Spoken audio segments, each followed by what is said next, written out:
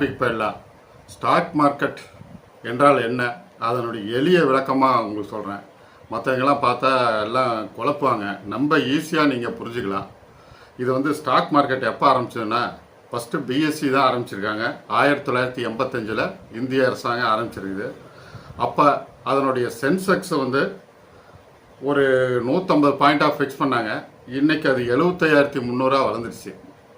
அதுக்கடுத்து 1992 NSC national stock exchange அப்படிங்கிறத ஆரம்பித்தாங்க. அப்போ வந்து நிஃப்டி வந்து 1995 1000 பாயிண்ட் வச்சுருந்தாங்க.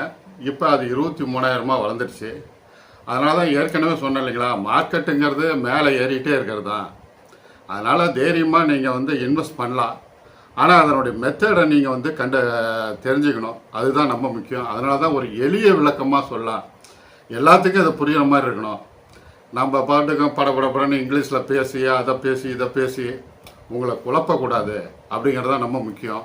இந்த ஸ்டாக் மார்க்கெட்டில் தெரிஞ்சுக்கிறது என்னென்னா, சூதாடக்கூடாதுங்க. ஏற்கனவே பஞ்சபாண்டவர் கதையெல்லாம் சொல்லியிருக்கேன்.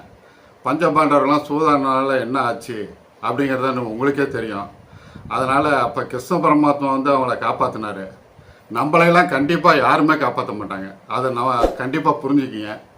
அது மாதிரி பண்ணும்போது தான் நிறைய பேர் சூசைடை அட்டன் பண்ணிடுறாங்க, சூசைட் பண்ணிடுறாங்க, குடும்பமே சூசைடு பண்ணிடுறாங்க. இந்த மாதிரி சூழ்நிலையெல்லாம் வந்திருக்கு. அதனால் நீங்கள் வந்து சூதாடக்கூடாது. சூதாடுறதா இருந்தால் இந்த இதுக்கே நீங்கள் வர வேணாம். அதனால் எல்லாமே விரிவாக நான் சொல்கிறேன். ஸ்கிப் பண்ணாமல் பாருங்கள். ஒவ்வொரு பாயிண்ட்டும் நீங்கள் வந்து இது எல்லாம் எழுதி வச்சுக்கணும். எல்லாமே நீங்கள் வந்து ரொம்ப முக்கியமாக கவனிக்கணும். அப்புறம் அப்படியே விஷயத்துக்கு போயிடலாம். இப்போ வந்து ஒரு 3 ஆப் இருக்குங்க.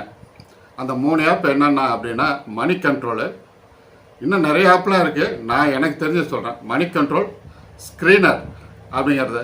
ஸ்க்ரீனரில் போய் நம்ம கூகுளில் சர்ச் பண்ணிவிட்டு அது ஸ்டாக் நம்ம எழுதணுமா அதனுடைய டீட்டெயில்ஸ் வந்துடும். அப்புறம் குரோம் அப்படிங்கிற 3 ஆப் இருக்குது. இதில் நீங்கள் வந்து ஈஸியாக தெரிஞ்சுக்கலாம். ஃபஸ்ட்டு கொஞ்சம் அப்படியே லைட்டாக சொல்கிறேன். அடுத்த காணொலியில் நல்லா விரிவாக சொல்கிறேன். நம்ம மணி கண்ட்ரோலில் போய் பார்த்தோம்னா, மார்க்கெட் கேப்குலேஷன் ஃபஸ்ட்டு பார்க்கணும்.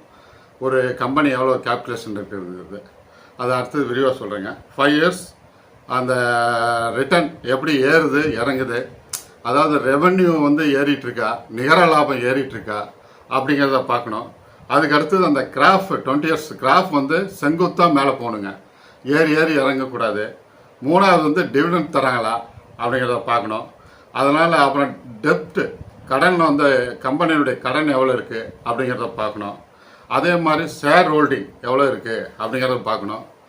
இந்த மாதிரி அதனுடைய ஃபேஸ் வேல்யூ வந்து 1லேருந்து 10 வரைக்கும் இருக்கும். ஒவ்வொரு கம்பெனி 100 கூட இருக்கும். அதை ஸ்ப்ளிட் பண்ணாமல் வச்சுட்டு இருப்பாங்க. இந்த மாதிரிலாம் இதெல்லாம் ஈஸியாக பார்த்துடலாம் நீங்கள். இப்போ வந்து நம்ம இதை மணி கண்ட்ரோலே பார்த்துக்கணும். ஸ்க்ரீனரில் என்னென்ன பார்த்துக்கலான்னா, கம்பெனி எப்போ ஸ்டார்ட் பண்ணாங்க, கம்பெனி என்ன ப்ரொடக்ஷன் பண்ணுறாங்க அப்படிங்கிறத பார்த்துடலாம். அதனுடைய ப்ரோஸ் அண்ட் கான்ஸ், அதாவது அதனுடைய ப்ளஸ் பாயிண்ட் என்ன மைனஸ் பாயிண்ட் என்ன அப்படிங்கிறத நம்ம பார்த்துடலாம். அப்புறம் சிஏஜிஆர்னு ஒன்று இருக்குது. அது வந்து எவ்வளோ ஏறுது, ரிட்டர்ன் ஆஃப் ஈக்விட்டி எவ்வளோ ஏறிக்குது வருஷம் 10 வருஷத்துக்கு எவ்வளோ ஏறிருக்கு, 5 வருஷத்துக்கு எவ்வளோ இருக்குது, 3 வருஷத்துக்கு எவ்வளவு, லாஸ்ட் இயரில் எவ்வளவு அப்படிங்கிறத, நம்ம வருவாய் எவ்வளோ ஏறி இருக்குது, இப்படிங்கிற ப்ராஃபிட் எவ்வளோ ஏறி இருக்குது, இதெல்லாம் அப்படியே பார்க்கணும். இப்படி ஒன்று ஒன்றா பார்த்துட்டே வரும்போது தான் நம்மளுக்கு தெரிஞ்சிடும். இதை வந்து இன்னும் அடுத்து விரிவாக பேசலாம். ஃபஸ்ட்டு வந்து நிஃப்டி 50ல் இருக்கிற ஷேர் எவ்வளோன்னா, ஒரு 50 ஷேர் இருக்கும்.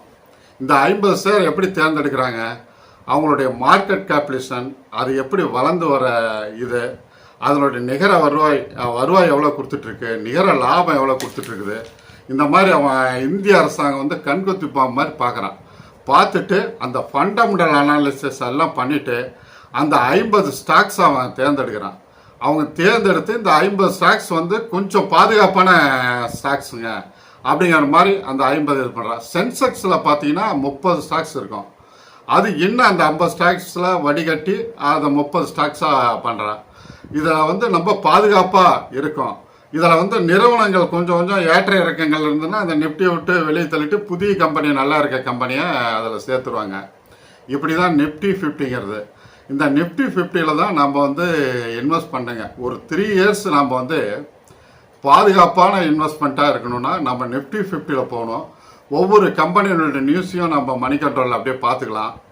நம்ம வந்து அப்படியே இன்வெஸ்ட் பண்ணிகிட்டே வந்தோம்னா கண்டிப்பாக வந்து ஒரு செல்வந்தர் ஆகிடலாம். அந்த சென்செக்ஸ் வந்து 30 அந்த நிஃப்டி 50க்குள்ளே தான் இருக்கும்.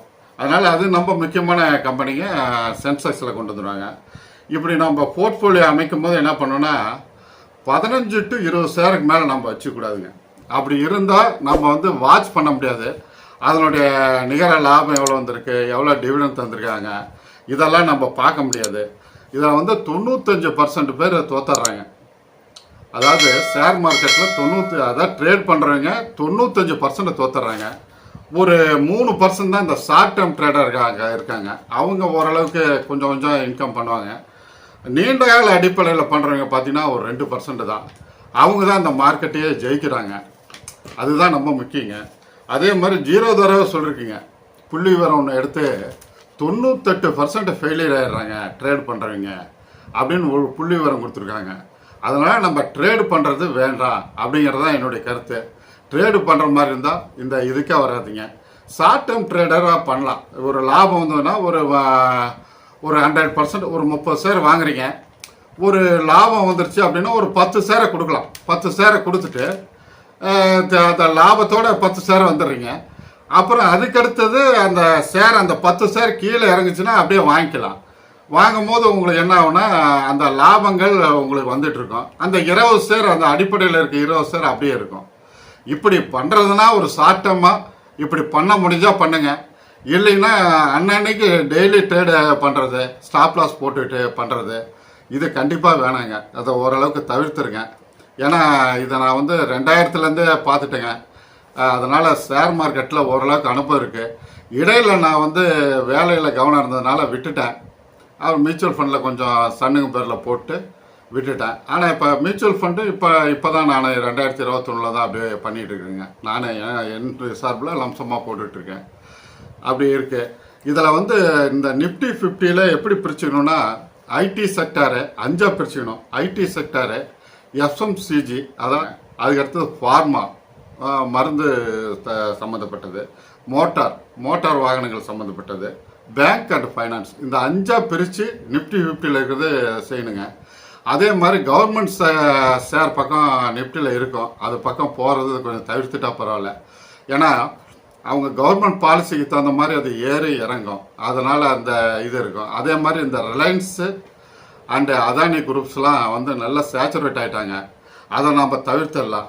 இந்த மாதிரி நம்ம வந்து பண்ணிகிட்டே வரும்போதுனா நம்மளுக்கு நிறைய இது கிடைக்குது. அதே மாதிரி என்னுடைய வெளிநாட்டு முதலீட்டாளர்கள் தமிழர்கள் வந்து என்னுடைய காணொலி பார்த்துட்ருக்காங்க. அவங்களுக்கு மிக நன்றி. அதாவது United Arab Emirates, Sri Lanka, Malaysia, Singapore, Japan, Saudi Arabia, இதிலேருந்தெல்லாம் பார்த்துட்ருக்காங்க. அவங்களுக்கெல்லாம் என் நன்றியை தெரிவிச்சுக்கிறேன். அவங்களுக்கு மிக முக்கியமான ஒரு டிப்ஸ் ஒன்று தரேங்க. ஐடிசி வந்து எப்போ வேணாலும் வாங்கலாம், எவ்வளோ வேணாலும் வாங்கிக்கலாம். ஐடிசி வந்து டிவிடெண்ட் டேட் வந்து ஜூன் 4 7.50 தராங்க.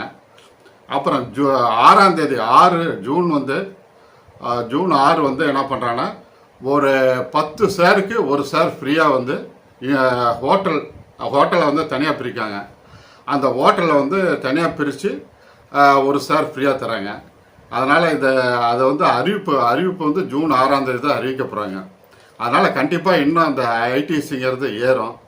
அதே மாதிரி அவன் வந்து சிகரெட்டு கம்பெனி தயாரிக்கிற இதில் இருந்து கொஞ்சம் அவன் இன்னும் மாறுபட்ட பிஸ்னஸ்லாம் பண்ணிகிட்ருக்காங்க. அதனால் கண்டிப்பாக இது வளர்ந்துடும். அதனால் அதே மாதிரி வெளிநாட்டு தமிழர்களும் இது பண்ணிங்க, நீங்களும் அதை குறித்து வச்சிங்க. ஐடிசி ஒரு 1000 2000 இப்போ 440 ரூபா பக்கமாக இருக்குது. சும்மா 1000 2000த்துக்கு நம்ம எக்ஸஸாக இருக்கிற அமௌண்ட்டெல்லாம் அப்படி போட்டுக்கிட்டே வந்தீங்கன்னா கண்டிப்பாக ஒரு பெரிய தொகையாக நம்ம வந்து அதை பார்க்கலாம். அதே மாதிரி ஹை டிவிடெண்ட் கொடுக்குறதுலாம் பார்த்தீங்கன்னா நம்ம நிஃப்டி 50லே டெக் மஹிந்திரா, இன்ஃபோசிஸ், டிசிஎஸ் இதெல்லாம் வந்து ஹை டிவிடெண்ட் தராங்க. ஐடிசி இதெல்லாம் கொஞ்சம் ஹை டிவிடெண்ட்டு. அப்புறம் ஸ்டேட் பேங்க் ஆஃப் இந்தியாவும் ஓரளவு கொடுத்துட்ருக்காங்க. இது மாதிரி நீங்கள் வந்து இன்வெஸ்ட் பண்ணும்போது நம்ம ஜாக்கிரதையாக பண்ணுங்கள். அதே சமயத்தில் என்னுடைய காணொலியெல்லாம் ஃபஸ்ட்லேருந்து பாருங்கள். டைம் வேஸ்ட் ஆகுதுன்னு நினைக்காதீங்க. நீங்கள் சீக்கிரம் செல்வந்தர் ஆகுதுன்னா கொஞ்சம் டைம் ஒதுக்கி தான் ஆகணும். ஃபஸ்ட்லேருந்து பாருங்கள், அந்த எண்ணங்களை வந்து வலுப்படுத்திக்கிறது இதெல்லாம் நான் சொல்லியிருக்கேன். அதனால் நீங்கள் ஃபஸ்ட்லேருந்து பார்த்து சீக்கிரம் செல்வந்தர் ஆகணும். இது பிடிச்சிருந்தா சப்ஸ்கிரைப் பண்ணுங்கள், ஃப்ரெண்ட்ஸ் அண்ட் ரிலேட்டிவ்ஸு ஷேர் பண்ணுங்கள். அதே மாதிரி அடுத்த காணொலியில் இன்னும் வித்தியாசமான விஷயங்கள், சுவாரஸ்யமான விஷயங்களோட சந்திப்போம்.